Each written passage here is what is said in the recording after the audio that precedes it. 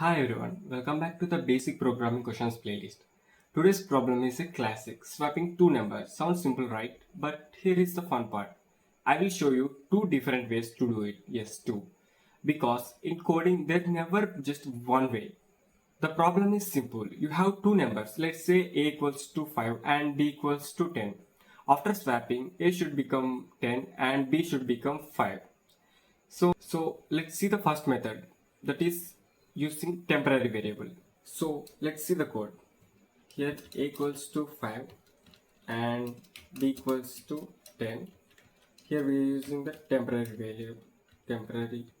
variable that equals to storing a value, and then A equals to B.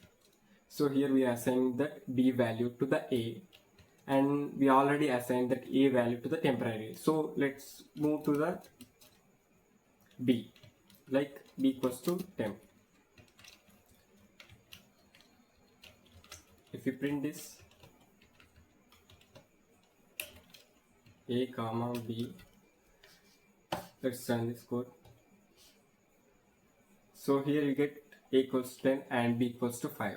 So let's see the another method without using the temporary variable.